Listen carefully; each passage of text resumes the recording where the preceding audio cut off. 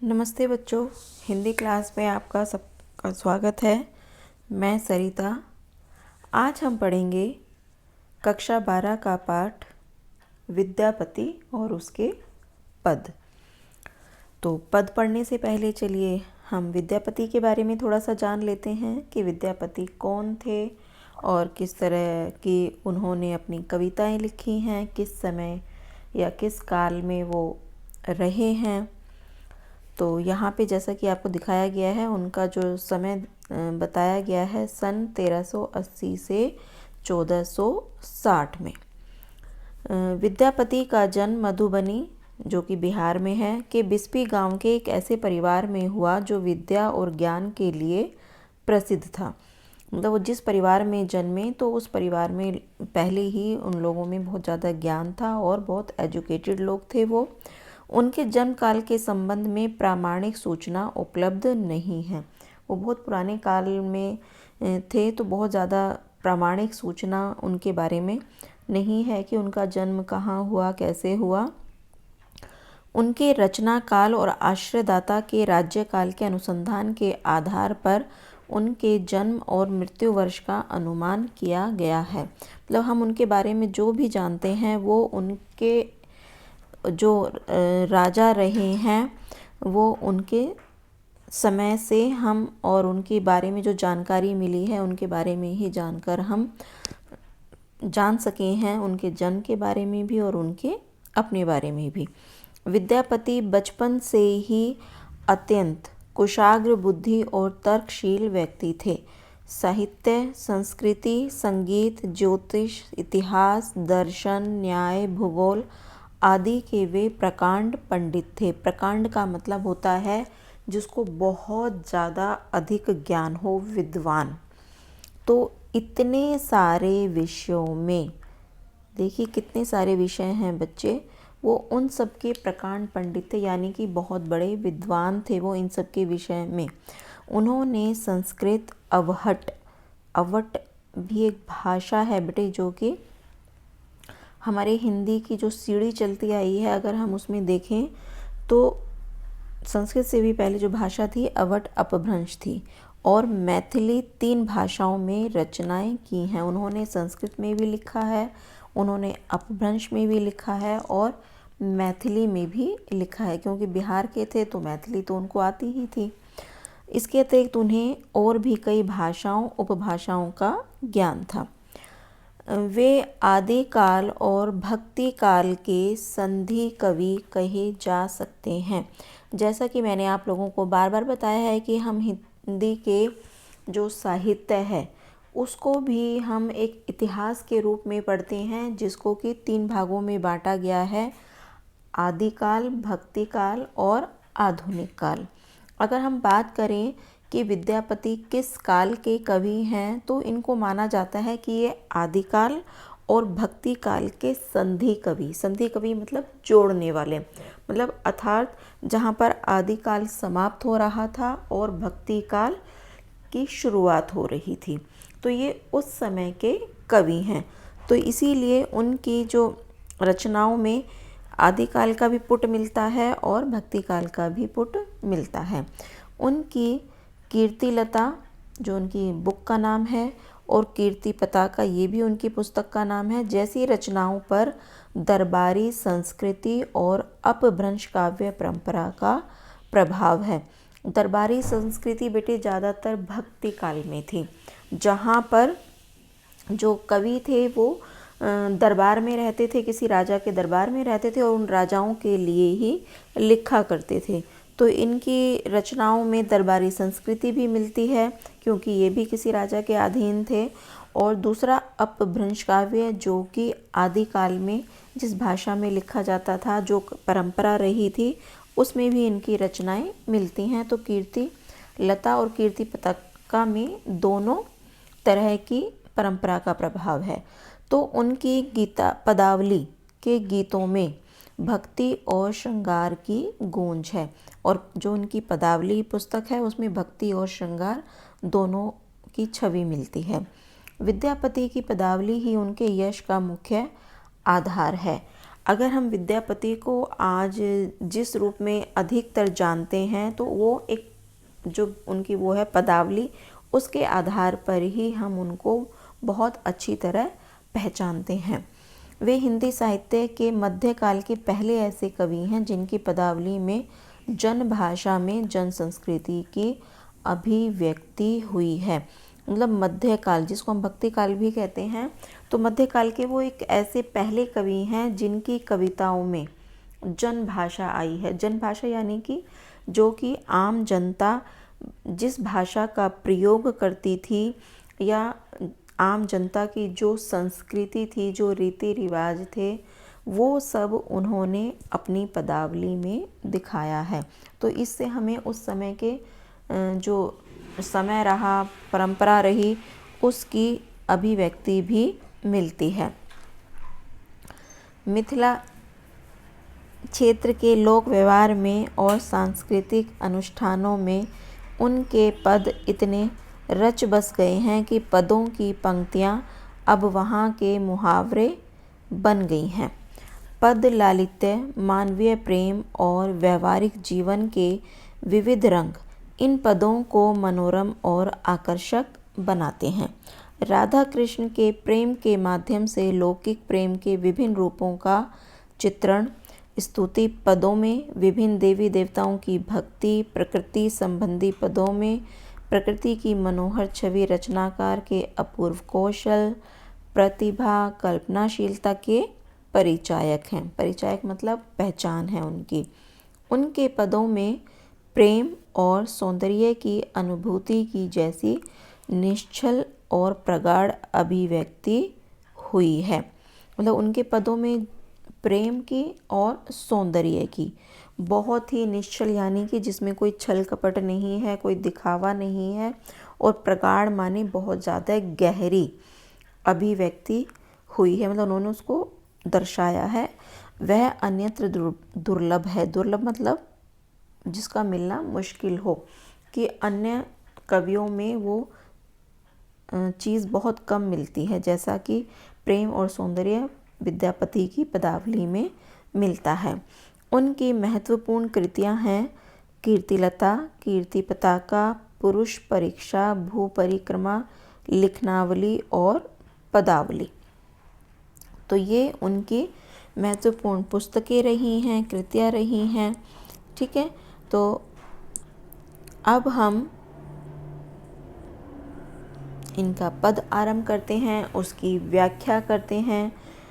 तो आज हम इसका एक पद देखेंगे और फिर दूसरी वीडियो में हम इसके अन्य पद करेंगे, क्योंकि वीडियो बहुत लंबी ना हो जाए, तो इसलिए हम इसको 2 भागों में प्रस्तुत कर रहे हैं। तो चलिए स्टार्ट करते हैं। जो ये पहला पद है, इसमें अगर हम कहें तो विद्यापति ने जो दिखाया है, यहाँ पर राधा को एक तरह से हम कह सकते हैं जो कृष्ण की प्रेमिका के रूप में जिसको हम सब जानते हैं, तो उसका वर्णन है कि जब कृष्ण मथुरा चले जाते हैं तो उनके जाने के बाद राधा का जो विरह है, वियोग है, यानी कि किसी के बिछड़ने के बाद जो दुख होता है, उसको विद्यापति ने इस पद में बहुत ही सुंदर ढंग से और मार्मिक ढंग से दिखाया है। तो चलिए स्टार्ट करते हैं। के पतियाँ ले जायत रे मोआ पियतम पास। तो यहाँ पर गृहिणी जो है, जिसको हम राधा भी मान सकते हैं, वो कह रही है कि मोरा माने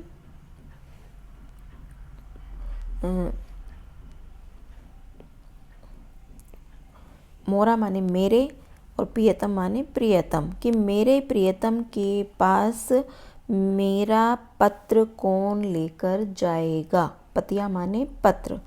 हिये नहीं सहे असह दुख रे भेल सावन मास। और मतलब पत्र कह लो, संदेश कह लो, और वो संदेश क्या है कि इस सावन मास में, सावन माने सावन मास में अब मुझसे मेरे हृदय से यह असह्य दुख नहीं सहा जाता है। कौन सा दुख नहीं सहा जाता है? एक सरी भवन पिया बिनु रे मोहि रहलो ना जाए। देखिए, अगर हम इसको ध्यान से पढ़ते हैं तो हमें इसके भावार्थ समझ में आ जाते हैं बहुत आसानी से। एक सरी भवन मतलब इस भवन में मुझसे अकेले नहीं रहा जाता। किसके बिना? अपने प्रियतम के बिना अकेले मुझसे यहाँ पर इस भवन में अब नहीं रहा जाता। सखी अनकर दुख दारुण रे जग के पतियाए। तो यहाँ पर राधा जो है एक तरह से अपनी सखी से बात कर रही है कि हे सखी, कि इस संसार में ऐसा कौन है जो कि किसी के दुख को पढ़ ले। मतलब है ना, पतियाए माने पढ़ ले, कि किसी के दुख दर्द को बहुत अच्छी तरह से पढ़ ले, ऐसे लोग बहुत कम हैं। मोर मन हरिहर ले गैल रे अपनो मन गैल, कि मेरे जो हृदय था, मेरा जो मन था वो हरि यहाँ पर बोला गया है कृष्ण को, कि कृष्ण जो हैं अपने साथ मेरा हृदय भी ले गए हैं। अर्थात मतलब कि मेरी सुध बुध भी अपने साथ ले गए हैं। गोकुल तेजी मधुपुर बसरे कन अपजस लेल, उन्होंने गोकुल छोड़ दिया है। आपने बेटे कहानियों में पढ़ा होगा कि जब कृष्ण बड़े हो जाते हैं, मतलब बड़े होने तक वो गोकुल में रहे थे यशोदा और नंद के पुत्र बनकर, उसके बाद वो मधुपुर यानी कि मथुरा जाकर बस जाते हैं और वहाँ के राजा बन जाते हैं।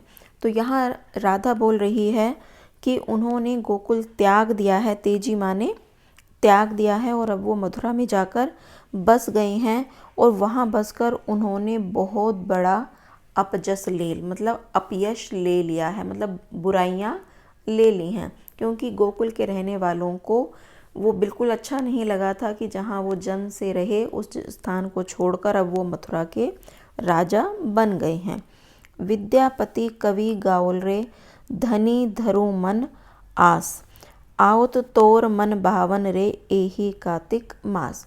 विद्यापति की एक ये बेटे खूबी रही है, या एक उनका अपना अलग अंदाज रहा है कि वो लास्ट की 2 लाइनों में अपने आप को उससे जोड़ पाते हैं पद से, या जो उसमें कोई नायक है नायिका है वो उससे अपने आप को जोड़ लेते हैं।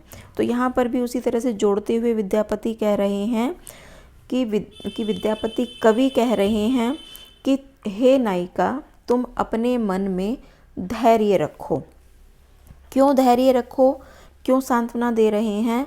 कि क्योंकि तुम्हारे मन भावन यानी कि तुम्हारे जो मन को भा गए हैं, तुम्हारे जो प्रियतम हैं, वो कार्तिक मास में अवश्य तुम्हारे पास वापस आ जाएंगे। तो यहाँ पर वो इस तरह से नायिका को दिलासा दे रहे हैं।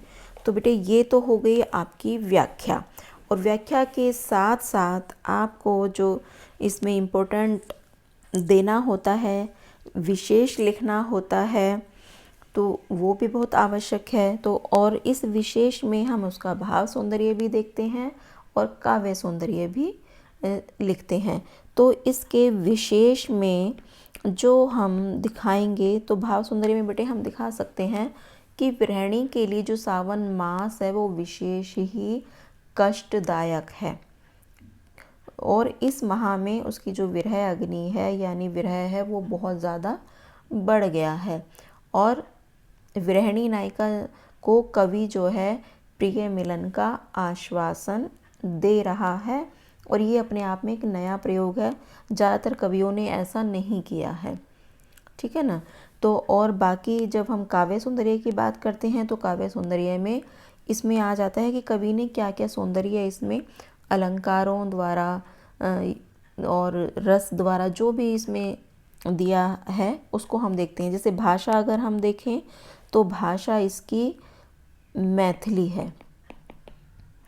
जो ये पद हैं वो कौन सी भाषा में है? मैथिली भाषा में है।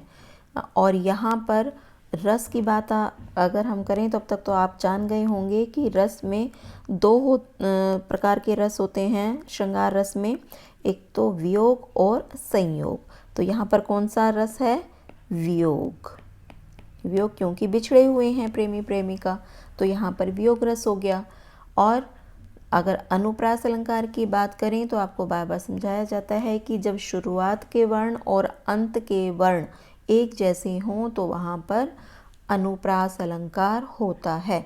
तो जैसे यहाँ पर धनी धरु है ना, ये धनी धरु और मोरमन है ना, तो उसमें अनुप्रास अलंकार हैं। इसी प्रकार आप और जगह भी ढूंढ सकते हैं कि कहाँ कहाँ पर अनुप्रास अलंकार हैं। और हरिहर में यमक अलंकार है, ये है ना हरिहर, यहाँ पर यमक अलंकार है। ठीक है बेटे, तो इसी तरह से आप इसमें बहुत कुछ अपने आप ढूंढ सकने लायक अब हो गए हैं। 12वीं कक्षा में अब तक आप बहुत कुछ जान गए होंगे किस तरह से हम विशेष दिखाते हैं।